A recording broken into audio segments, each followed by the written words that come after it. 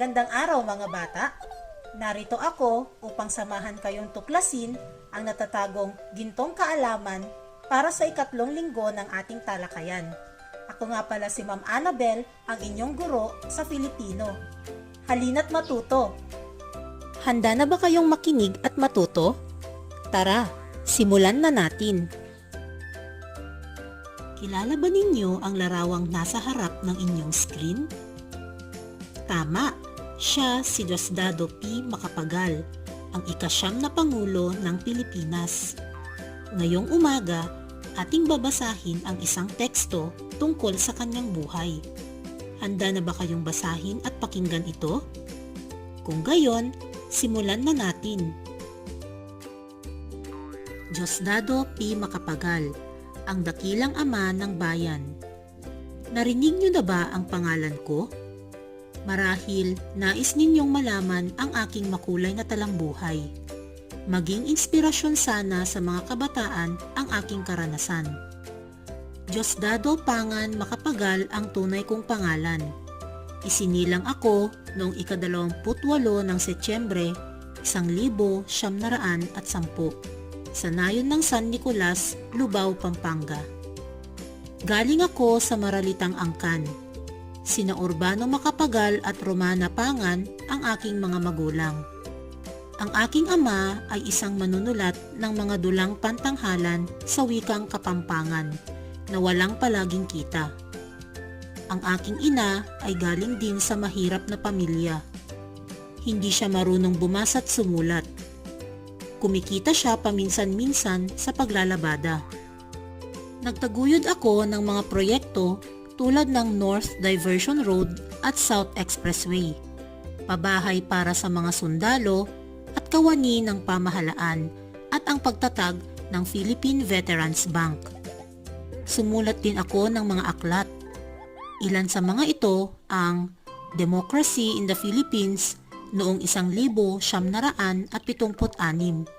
Memoirs of a President, A New Constitution for the Philippines, at Land Reform in the Philippines. Sa aking ginawang mga batas at proyekto, binigyang pansin ko ang kapakanan ng karaniwang tao, kaya't binansagan akong kampyon ng masa.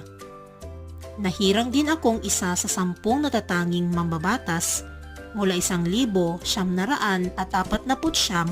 hanggang 1,957. Tinagurian akong the best lawmaker mula 1,954 hanggang 1,957. Napatunayan ko sa aking buhay na hindi hadlang ang kahirapan sa pagkakamit ng tagumpay. Kailangan natin ang maalab na hangaring umunlad, ang karanasan kong pagsala sa pagkain, pangingisda sa gabi at araw na walang pasok, at iba pang kahirapan ang nagtulak sa akin upang marating ang tagumpay. Hindi ko akalain na ang isang mahirap na batang tulad ko ay magiging Pangulo ng bansang Pilipinas. Tindihan ba ninyo ang ating binasang teksto? Ngayon, suriin natin ang mga sumusunod na tanong at kasagutan mula sa binasang teksto. Unang bilang. Ano ang pamagat ng akda? Tama, ang pamagat ng akda ay Diosdado P. Macapagal ang dakilang ama ng bayan. Pangalawa, ilang pangunahing paksa mayroon ang seleksyong iyong binasa? Mahusay, ito ay may 4 na paksa. Pangatlo, ano ang unang pangunahing paksa? Tama, ang kapanganakan at magulang ni Diosdado Macapagal. Pang-4, ano ang ikalawang pangunahing paksa?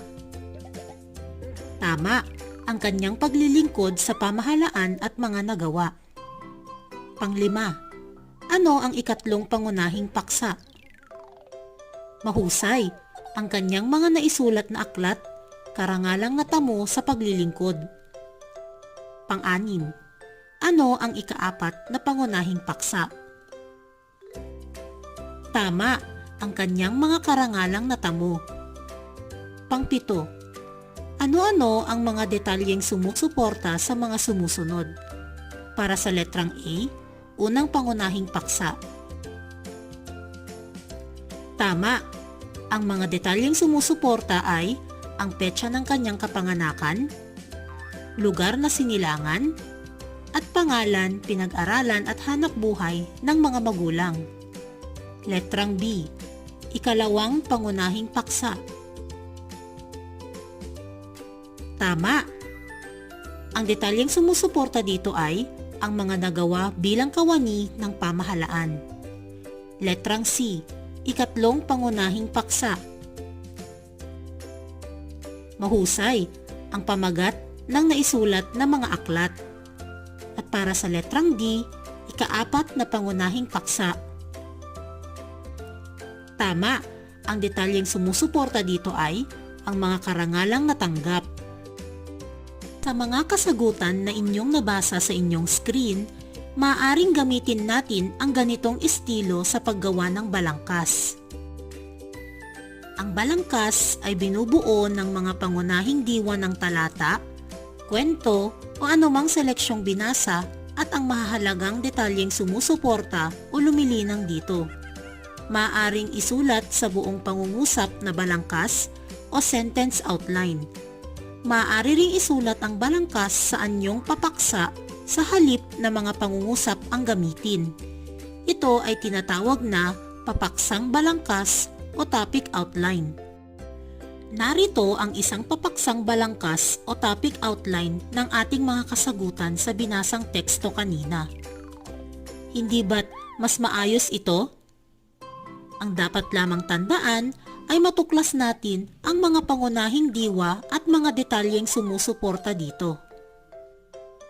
Ngayon, pagyamanin pa natin ang inyong kaalaman tungkol sa papaksang balangkas o topic outline.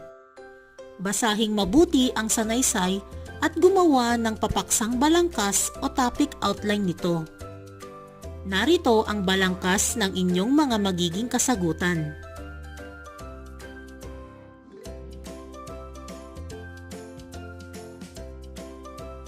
Ngayon, tignan natin kung wasto ang inyong mga naging kasagutan.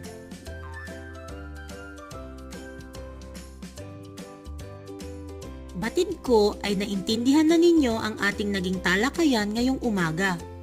Tandaan, ang balangkas ay binubuo ng mga pangunahing diwa ng talata, kwento o anumang seleksyong binasa at ang mahalagang detalyeng sumusuporta o lumilinang dito. Maaaring isulat sa buong pangungusap na balangkas o sentence outline. Maaari ring isulat ang balangkas sa anyong papaksa sa halip na mga pangungusap ang gamitin. Ito ay tinatawag na papaksang balangkas o topic outline. Mahusay at nasagutan ninyo ng tama ang mga gawain. Naway, mas naging malawak ang inyong kaalaman tungkol sa pagbibigay ng impormasyong hinihingi ng nakalarawang balangkas. Hanggang sa muli!